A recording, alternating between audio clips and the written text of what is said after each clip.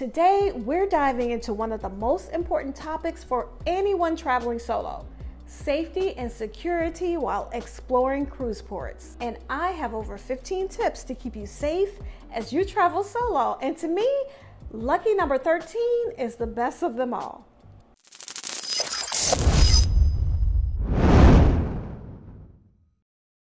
Hey there, fellow solo travelers. Welcome back to my channel. If you're new here, I'm Cheryl, also known as Sig the Solo Cruiser, and I've sailed over 40 solo cruises across 10 major cruise lines. And I share all things cruising, especially tips for solo cruisers, so you can make the best choice for your solo cruise. Now, whether it's your first solo cruise or you're just looking to be extra prepared, these 15 tips will ensure you have a smooth, worry-free adventure.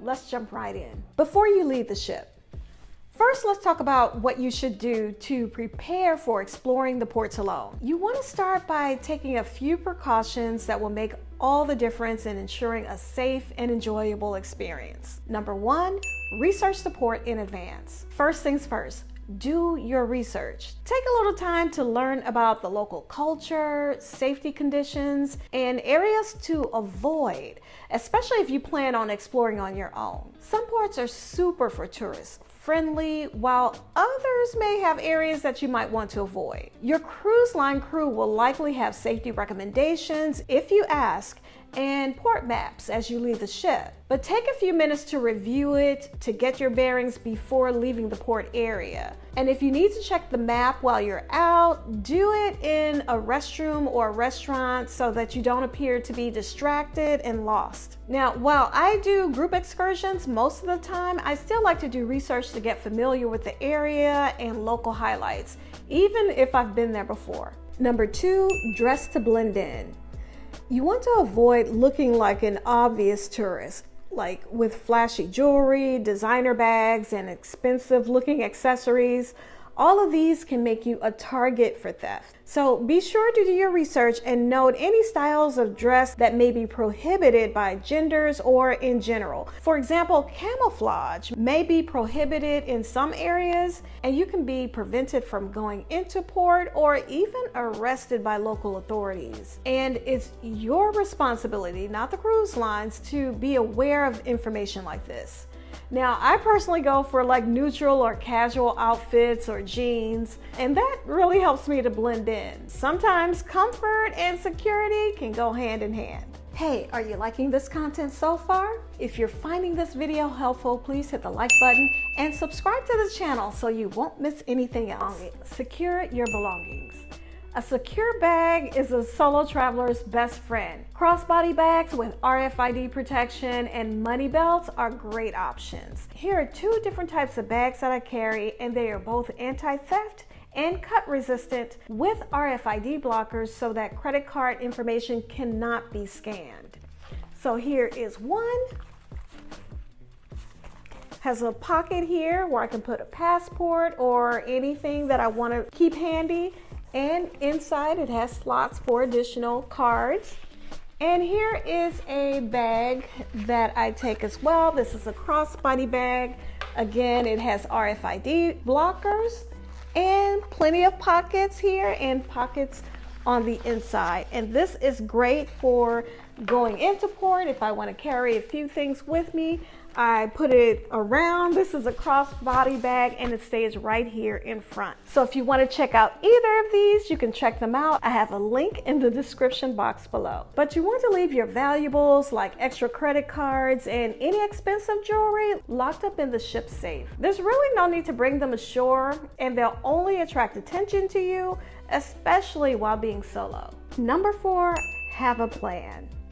Know where you're going to go and how to get back to the ship. Make sure that your watch or your phone is set to ship time before you leave, and that it doesn't revert back to local time. You want to set an alarm to return well before the ship's departure. You do not want to be that person running down the dock as the ship is sailing away, waving and for it to stop, because that's not going to happen. Personally, I like to get back to the ship at least 2 hours early, but you know, that's just me. But I do that just to make sure that I have no issues. And if I ever choose a third-party excursion, I make sure that it is scheduled to end at least 2 hours or more before our departure. Now let's talk about staying safe while exploring. Number 5, stay in populated areas. Stick to the well-traveled areas recommended by the cruise line. If a street feels too quiet or sketchy, just turn around. I actually strayed too far when I was in Curacao. Now, even though Curacao is pretty much a safe port to walk around, I found myself walking where there were fewer and fewer people, and it got quiet, really quiet. So inside, I really started to panic, but I turned around and I tried to look as calm as I could as I headed back toward the ship, and everything was fine. Number 6, use trusted transportation. Now, if you're taking transportation, go for official taxis, ride shares like Uber or Lyft if those are available, or ship arranged excursions. You want to avoid the unlicensed cabs and try not to use a cab if you're alone. If possible, connect with others on the ship who may be going to the same location and arrange to share a ride. Number 7, limit alcohol consumption. Now, I love a good cocktail, but when you're traveling solo, it's best to keep it light, especially in port. Now, while it's cool to try a new local beverage, you want to keep it at a minimum, especially since we know sometimes those drinks can sneak up on you. So while traveling alone, you want to stay alert and aware at all times. Number 8, travel light. Only bring what you need: your cruise card, some cash, an ID, a phone and a phone charger, and maybe some water. You want to avoid being bogged down with a huge bag. So less is more when it comes to safety. Now, if I'm exploring on my own and I see something that I want to buy, I wait until I'm on my way back to the ship to purchase it. That way, I'm not carrying around more than I need when I'm out exploring. Number 9, keep a low profile.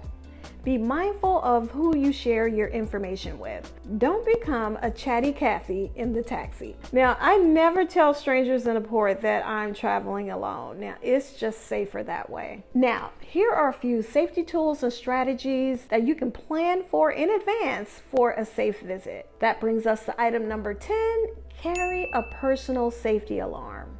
These are little devices that emit a large noise if you feel threatened. They can be super handy and super easy to carry. Now, here is an example of alarm. This is a personal birdie alarm that you can use to bring attention to any situation. But you can carry this around and you can just hit this button and it will emit a loud noise that will attract attention your way. If you want to just check it out, you can check the description box for a link. Number 11, use a buddy system when possible. Again, if you meet like-minded cruisers on the ship, consider exploring together. There's always safety in numbers. Now, as I've said in other videos before, you can meet others before the cruise through online groups for your sailing, and even on the ship at solo or cruise group meetups, whether they are arranged by the online sailing group or by the cruise line. Number 12, stay connected. A charged phone is a must. Make sure your phone is fully charged before you leave, and be sure to bring an extra charger and any charging accessories you may need. Make sure to share your location, your ship, and local contact numbers with a trusted friend or family member back home before you leave on your trip and before you leave the ship. And have emergency contacts saved in your phone. All right, and here we are at number 13. Number 13, trust your instincts. Yes, you've heard this before. Now, to me, this is the most important. If something doesn't feel right, trust your gut. Walk away and find a safer place. Don't worry about offending anyone or being right or wrong. Sometimes we can second guess ourselves because we think we are overreacting to a situation or that we may be perceived as being judgmental. When you're solo, you don't have time to worry about how you will be perceived by others. Your safety is the number one important thing. It's okay if you're wrong. It's better to be wrong and safe. Number 14, stay visible and alert. Look confident and stay aware of your surroundings. And don't get lost in your phone. Don't walk and study a map on your phone, or walk with earbuds in your ears, or even walk just peering around looking lost.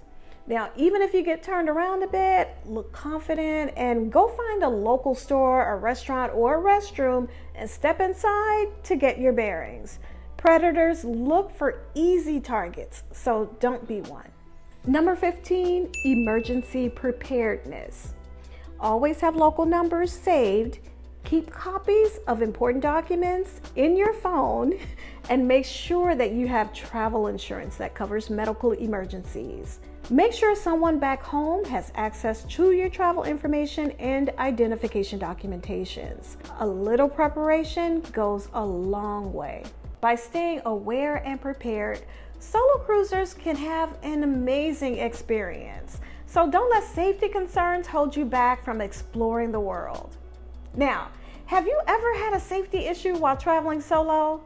Or do you have any solo travel safety tips of your own? Drop them in the comments below. I'd love to hear them, and you may be helping someone else too as they travel solo for the first time. Happy sailing, happy traveling, and stay safe out there.